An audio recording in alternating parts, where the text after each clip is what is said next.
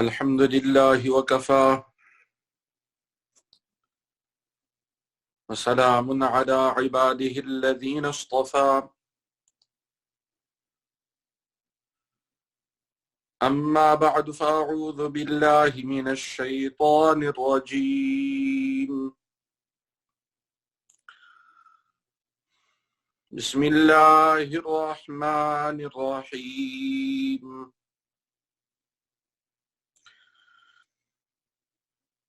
ربنا وبعث فيهم رسولا منهم يتلو عليهم آياتك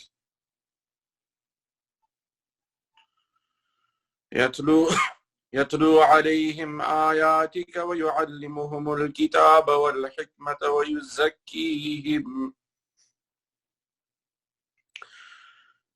إنك أنت العزيز الحكيم صدق الله العظيم.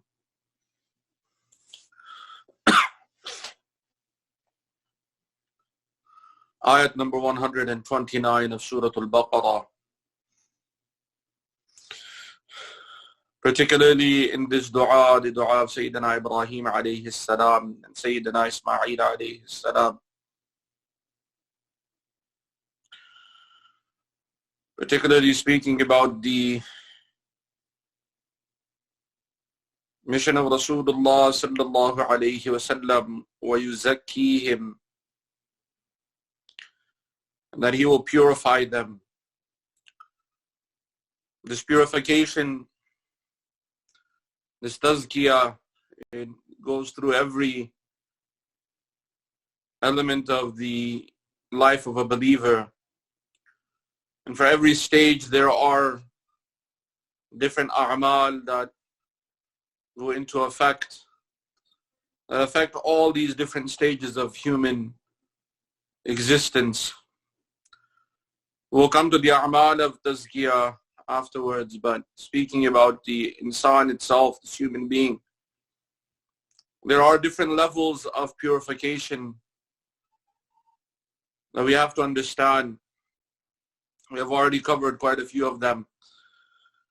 You have the purification of the physical body, the external physical body. This external physical body, the purification,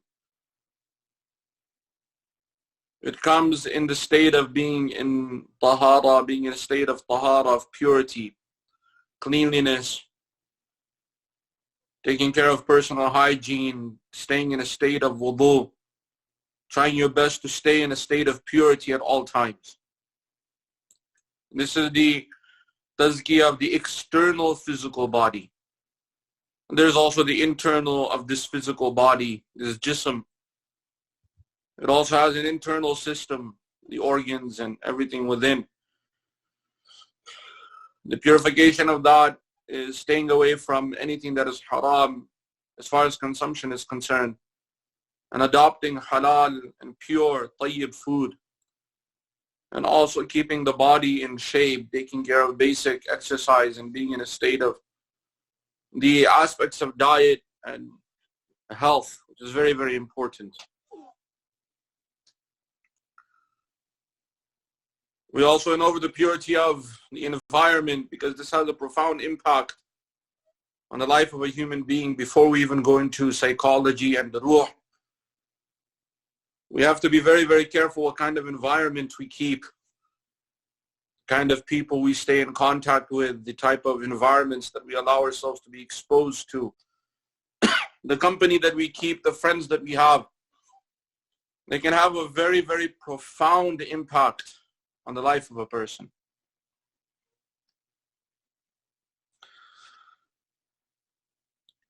The stage now comes to psychological purity, then we'll come to the purity of the ruh. Again, these are things that are very intertwined. We have to understand that as human beings, as insan, when it comes to the physical body, it comes to this jism,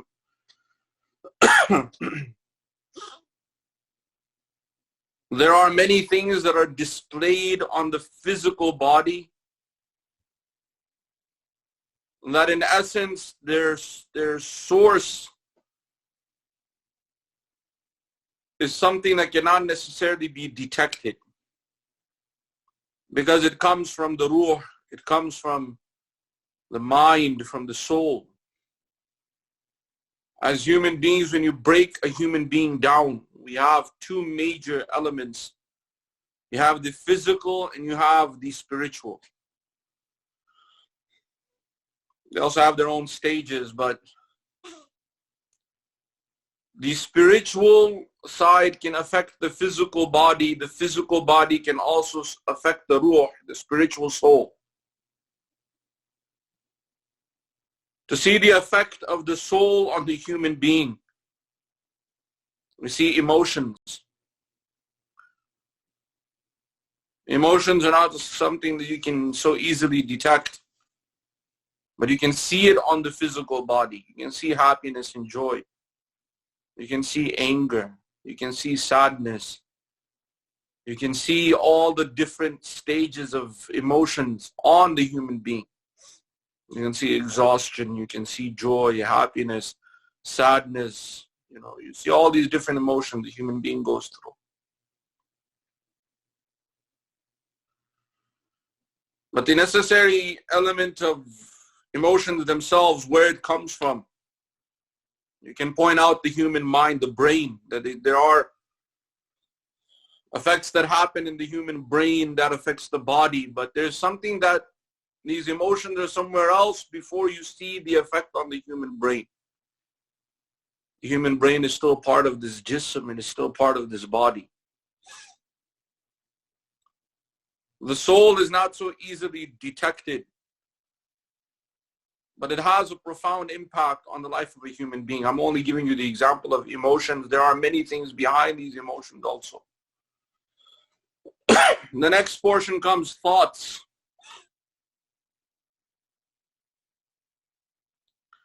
We are familiar with the conscious mind and the subconscious mind. These are two very distinct concepts, very unique concepts. The conscious mind is generally what we use in logic and in our day-to-day lives. But now we understand that the subconscious mind is much more powerful than the conscious mind. Again, these are just abstract understandings and things that we human beings speak about, but it's very difficult to really get into the understanding of it. There are many things in our lives that when you try to explain them, it's very difficult to express them. You can try to explain it, but it doesn't do justice. One of those concepts is also the subconscious mind. That there is a system within this human being that from the subconscious side, many things happen that the conscious mind is not even aware of. And many things the conscious mind can do, but the subconscious mind, at the end of the day, will dictate what the conscious mind can do. Anyway, these are abstract ideas and concepts to really understand. What we do know and what we do understand is that there are many things and thoughts that come to us as human beings. Many of these thoughts we don't control. But there are many thoughts that with our conscious mind we can come up with, we can understand. For example, when we want to plan things, our planning, we know where we can start from and where we can end up. You can plan every day. You can have a daily planner. You can have a daily system, your meetings, your work, your life. Especially talking about now, many who work from home. You have to literally make a plan for yourself. Otherwise, working from home is a very, for lack of a better word, it's an amazing experience. Sometimes it becomes difficult to actually manage it if you're not used to it. It takes time to get used to it. But there are things a person has to plan: when to work, how to work. And these are things a human being can plan. It comes from the conscious mind, from the logical mind. So this planning, it can come with the human being being aware of it. And they can learn many things also through many of the things that we learn. There are many things we learn in our lives that learning happens with a conscious involvement. If we're not there consciously, it becomes very difficult to learn. The whole concept of concentration, being able to focus and learn new things. There are some who are gifted, they can learn very quickly. Others, it takes time. But these are things that we can understand from the conscious side. There's a whole other system on the subconscious side where many things we don't even control, we don't even understand.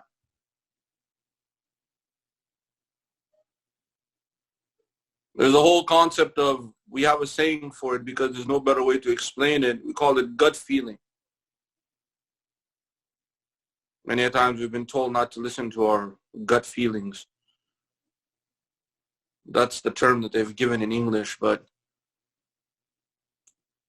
it has been a human conscious ability to have an understanding of things that cannot be explained. Many a times in our lives, we have gone on a route and we become naturally afraid. What is making us afraid of that same route? One route that we have taken our whole life. We go on that road every single day. Just suddenly, one time we're going down that path and we become afraid. And it's not that kind of fear where you think something is watching you. It's just, you know something isn't right. How many times we have met people, subconsciously we know. The gut feeling tells us this person is not a good person. How many situations and scenarios we have been in that all of a sudden we subconsciously understand. There's no logical system to understand what is really going on, why we have this feeling.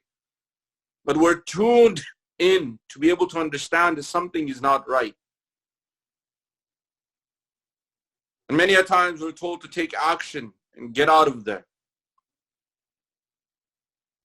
What is that? Why? What was going on? These are many things later on we start to ponder. Many a times we just forget about it. Oh, it was nothing. I was just overreacting. You try to shut it out. There are people who tune into that.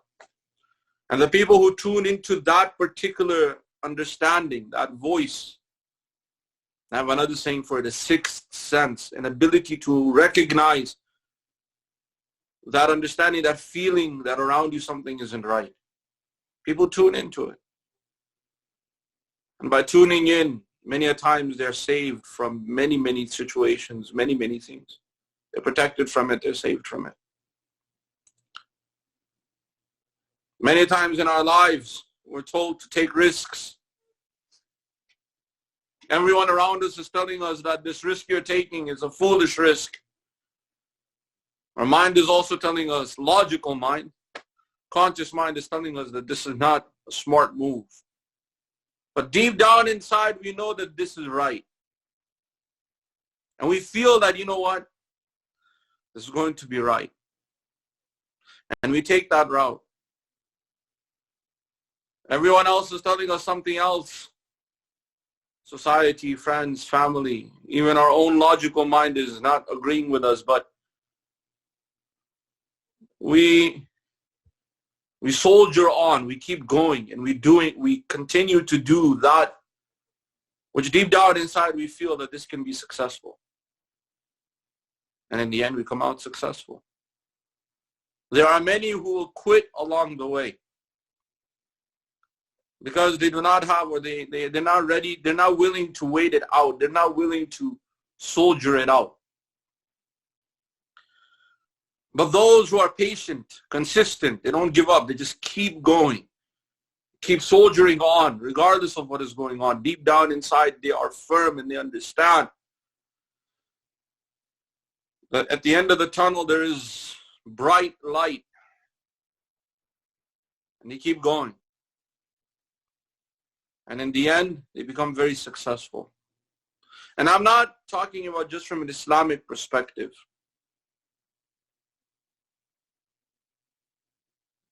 Go read the lives of many of these successful people that we look up to, many of the professors who have reached very, very high positions.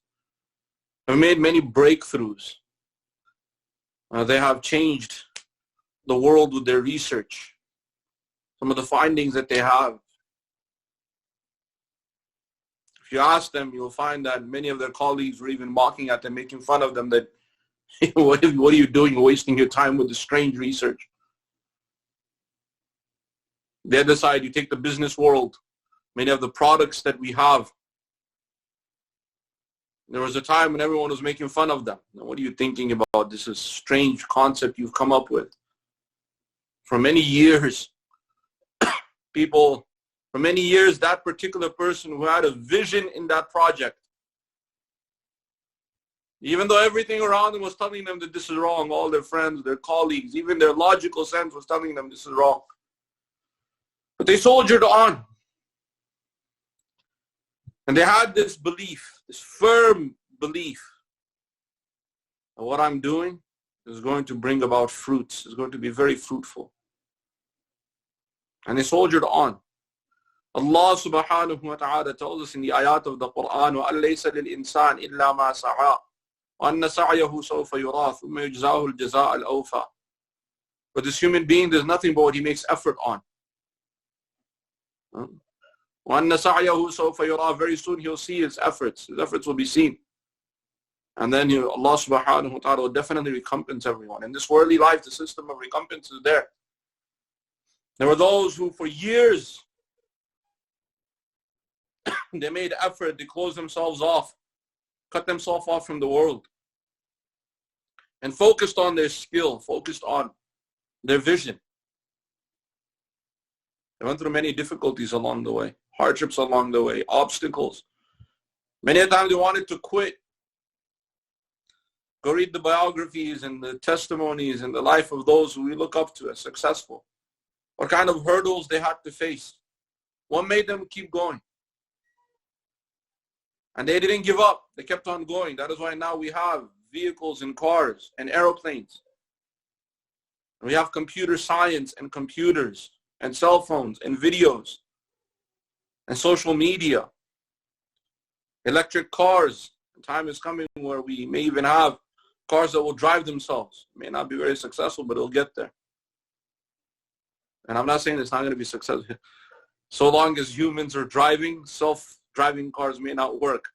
Because you have to first understand the driving pattern of every human being. And mashallah, some human beings should not have a driver's license.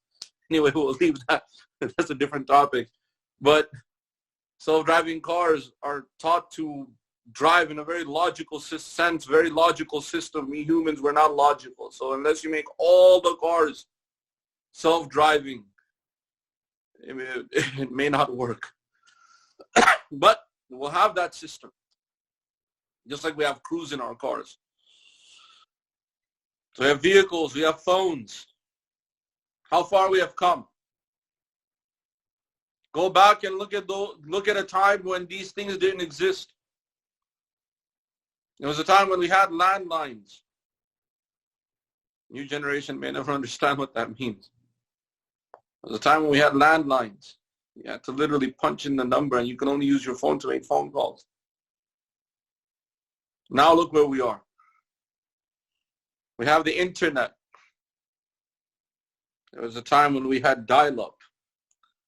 And connections were, oh man, it was something else. But look how far we human beings can. Somebody came and they made that effort.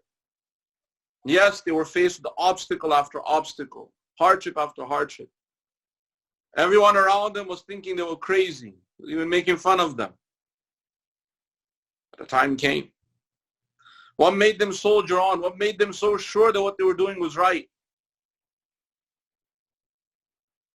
And while they were doing that, everyone had already given them a title that this person is mad. But it was these so-called mad people or crazy people that have changed the world. They didn't give up. How did they know what they were doing was right? There was you cannot use logic and common sense and conscious mind to say that what this person was doing was something right. What this person was doing, what this person was thinking, it was going to come and bring about great results. Those who were involved in it were almost in darkness. They just had this hope that the time will come where what I'm doing is going to bear fruit. But that understanding was in the subconscious mind. And even though everyone and the world all around them turned on them and told them what they were doing was wrong, making fun of them and mocking them, and even those people had to go through extreme difficulties, psychological difficulty and financial difficulty and hurdle after hurdle. Eventually when they came out with their products, when they came up with their plan or their ideas started taking fruit, today we have Amazon and Microsoft and Facebook and Tesla. People are making fun of it. Oh, electric cars, what's an electric car? No one will ever drive it. Look how far we've come. This is the power of the subconscious mind. When someone has this ability to feel that, you know what I'm doing is right. Even if everyone else is saying that what I'm doing is wrong. Or there's no real light that I'm seeing.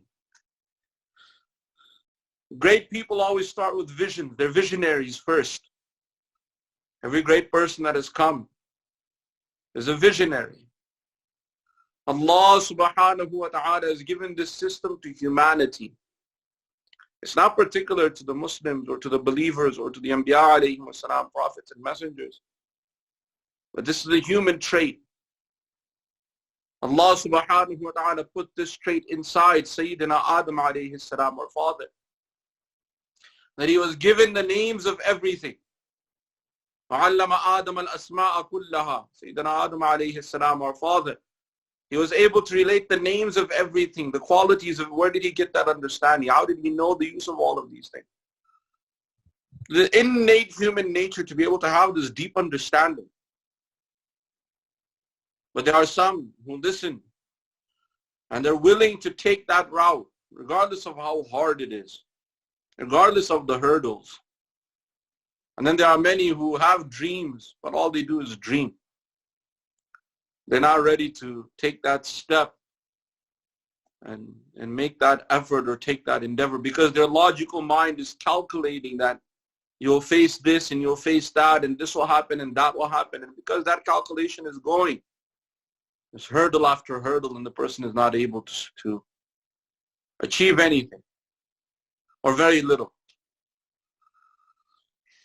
So this is a system that Allah subhanahu wa ta'ala has put within this human being. We talk about psychology. We talk about the human mind. There's a system that comes very, very deep. One of the things that are related to the ruh also. We don't know much about it. We know very little. Allah subhanahu wa ta'ala tells us in the ayat of the Quran in Surah Al-Isra. The name of that surah is also Bani Israel. Allah subhanahu wa ta'ala tells us, فَيَسْأَلُونَكَ عَنِ الرُّوحِ. They ask you about the ruh. قُلِ الرُّوحُ مِنْ أَمْرِ رَبِّي. Tell them the ruh is a command of my Rabb. وَمَا أُوتِيتُم مِّنَ الْعِلْمِ إِلَّا قَلِيلًا. And you have not been given knowledge about it except very little. But there's also a way to purify this subconscious. There are many who have within this subconscious mind a lot of negativity, a lot of hurdles. It has been programmed within them to always think that they are never going to be successful. It is always programmed within them in the subconscious system that they can never achieve something, that everything will be a failure when they're doing it. So because they have that and they start with that notion, then they stay where they stay. And many a times the opportunity is right in front of them, but they cannot avail of those opportunities. So that is one of the aspects when we speak about tazkiyah, when we speak about purity, is understanding that negativity from within and purifying that. This is one of the beautiful elements of the deen of Islam, that it teaches us that a believer never becomes hopeless. A believer, he never ever becomes hopeless. Meaning that deep down inside that iman, one of the requirements of iman, one of the requirements of belief in Allah subhanahu wa ta'ala is that a believer can never be negative. We as believers, we're not allowed to be pessimistic. We're not allowed to think, oh, the world is finished. Rasulullah sallallahu alayhi wasallam, he told Sayyidina Abu Hurairah radiyallahu anhu, that, oh Sayyidina Abu Hurairah, he told Sayyidina Abu Hurairah radiyallahu anhu that, Ya Abu Hurairah, if the day of judgment is happening and you see the day of judgment happening and you are planting a seed, complete the planting of the seed. Finish planting your seed. Look at the message in that, such a beautiful hadith. Look at the message in that hadith, that even the qiyamah is happening. You know that everything is going to be obliterated.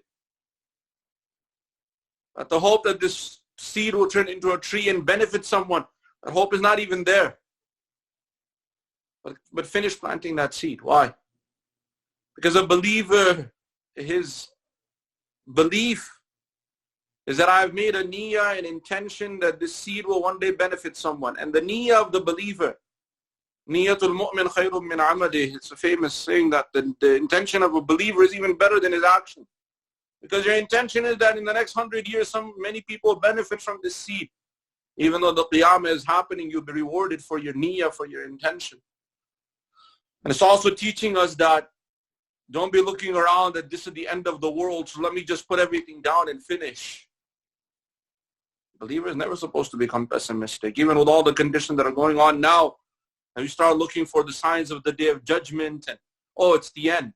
No, believer is not allowed to be like that. Regardless of what is happening, a believer is supposed to be firm in his belief. Always be optimistic. There's a famous formula that we are taught for iman, a very, very famous formula. When we speak about iman, belief, utlubul khayra fima waqa'a. If you can, memorize this saying. Utlubul khayra fima waqa'a, which means seek out the good in everything that happens, in whatever may happen. Seek out the good in whatever may happen. Whatever is happening, find the good in it. Find the good in what is happening around us. With everything that happened and everything that is happening. Though many of the kuffar and disbelievers are becoming hopeless, look how much benefit it is bringing us also. How much we're beginning to connect with Allah subhanahu wa ta'ala. Many of us, maybe we didn't even pray salah on time before, now we're praying salah on time. Many of our other ibadat, how many things have become corrected, realizing that the sickness may one day come and it can affect us, and that, how much has it changed us? So, utlubul khayra fima waqa'a. Seek out the khayr and the good in whatever is happening. It made us realize that in the world there are many people that are suffering. We might be facing this suffering for some time. Inshallah, everything will change and get better. But there are some that before this, they were like this. Now they're like that. And even afterwards, their life may not change much. The homeless, the refugees, those that are suffering. Even before this virus hit, their life may have not been changed much by this. Many of them are not even concerned about it because their lives are in such a situation where this virus may not really affect them much. So it makes us realize that this is a time to help them also. So, utlubul khayra fima waqa'a. Seek out the good in whatever happens. Whatever is happening, whatever is going on, find the good in. This is the quality of a believer. This is one of the first things that you're taught in tazkiyah. Remove the negativity from your life. Remove this pessimistic ideas, pessimism. Remove these negative thoughts. And work towards the positive aspects. Inshallah, we'll go much more in detail. This is a very important aspect of tazkiyah. When we speak about tazkiyah to nafs, or tazkiyah itself, it's a very, very important throughout the Quran, and various ayat and various details have been given related to this system of being optimistic. We'll continue, inshallah. May Allah subhanahu wa ta'ala give us understanding and give all of us the tawfiq to practice His deen. وَمَا عَلَيْنَا إِلَّا الْبَلَاغُ. Alhamdulillahi Rabbil Alameen. Wassalatu wassalamu ala Sayyidil Mursaleen. Wa ala alihi wa ashabihi ajma'een. ربنا تقبل منا إنك أنت السميع العليم وتب علينا إنك أنت التواب الرحيم. اللهم نور قلوبنا بالقرآن وزين أخلاقنا بالقرآن ونجنا من النار بالقرآن وادخلنا في الجنة بالقرآن. اللهم اجعل القرآن لنا في الدنيا قرينا وفي القبر مونسا وعلى الصراط نورا وفي الجنة رفيقا ومن النار سترا وحجابا. ربنا آتنا في الدنيا حسنة وفي الآخرة حسنة وقنا عذاب النار. سبحان ربك رب العزة عما يصفون وسلام على المرسلين والحمد لله رب العالمين.